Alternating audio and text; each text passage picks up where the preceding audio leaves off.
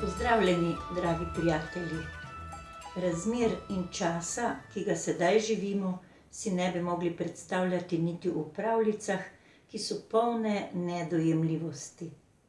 Sedaj bi zares potrebovali čarobno kroglo, s katero bi lahko povrnili ves svet nazaj v normalne tirnice, ali vse tiste dobre vile in stare, pametne očake, ki so vselej našli rešitev, četudi je bilo težko. Danes vam bom predstavila zelo staro kitajsko pravljico, ki sem jo slišala v otroštvu, a je nisem razumela. Še danes jo hranim. Leta 1960 jo je prevedel Drago Kralj. Pravljica v rumenem žerjavu nosi danes naslov Rumena štorklja.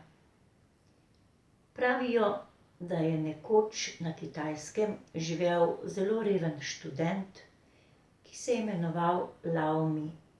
Bil je tako reven, da si ni mogel kupiti niti čaše čaja.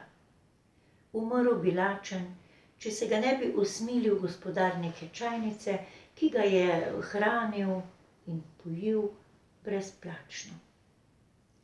Minevali so dnevi, tedni, meseci. Nekega dne se je Lao Mi oglasil pri gospodarju v čajnici in mu dejal: Dragi moj gospodar, odhajam. Denarja nimam, da vam bi poplačal vse, kar ste storili zame, vse, kar sem pojedel in popil. Vendar se vam bom oddolžil. Poglejte, takole bom storil. In študent je vstal, iz žepa vzel košček rumene krede, se nekoliko zamislil, stopil do stene in nanjo narisal rumeno štorkljo.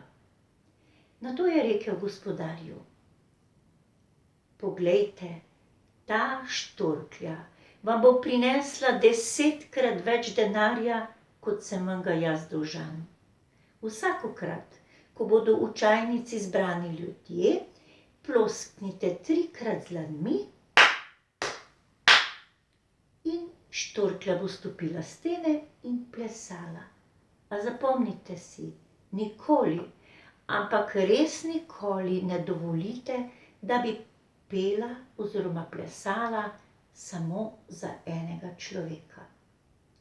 To je rekel, pospravil je kredo v žep in odšel.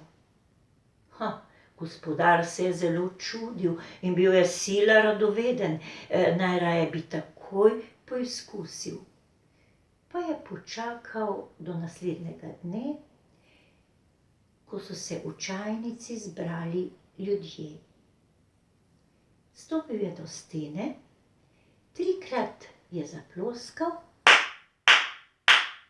in glejte, štorklja je stopila s stene in prelepo zaplesala. Najprej je plesala počasi, pa hitro, pa zabavno, pa veselo, pa zopet mirno, umirjeno in potem se je vrnila na steno. Gostje so bili navdušeni, čudili so se, vzdihovali, lastnim očem niso mogli verjeti. In tako je bilo vsakokrat. Širom po deželi so se raznesle govorice in raznesel se je glas o narisani rumeni štorklji prav do prestolnice. Ljudje so trumoma prihajali v čajnico in gospodar je res hitro bogatel. Nekega dne pa je prišel pred čajnico sam bogat načelnik Mandarin. Slišal je tudi on o čudežni ptici, ki prelepo pleše. Shodil je in stopil do čajnice, ko pa je videl, kako sedijo drug ob drugem kmetje in rokodelci in čakajo na predstavo, je pobesnel in ukazal, da morajo vse spoditi. Ven, ven, sam hočem biti. Pritekli so služabniki s palicami, nagnali so ljudi in tako je Mandarin ostal sam. Rekel je gospodarju: No, pokaži, kako pleše rumena štorklja. Gospodar se je nekaj časa obotavljal, a ko je mandarin vrgel na mizo mošnjo denarja, je ta pozabil na tisto, kar je naročil Laomi. Trikrat je plosknil in štorklja je res stopila s stene. Zaplesala je prvi ples, toda plesala je mračno, neprijazno, počasi, sklonjeno glavo. Potem se je vrnila na steno in se ni več premaknila. Mandarin je začel kričati, grozil je, prevara, vse to samo tale ples, mračnost, neprijaznost, za ves moj denar. Gospodar je ploskal in ploskal, a vse je bilo zaman.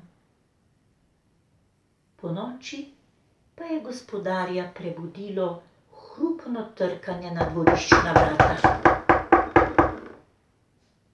Šel je prestrašen odpirat. Pred vrati je molče stal študent Laomi.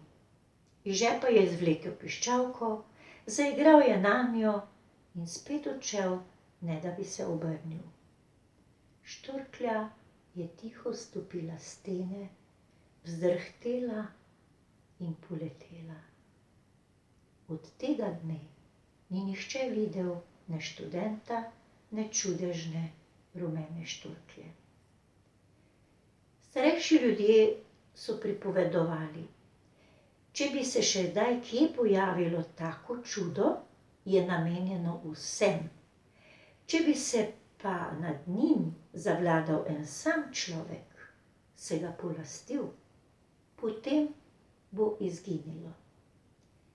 Tega je že več tisoč let. A glejte, zgodovina se kar ponavlja.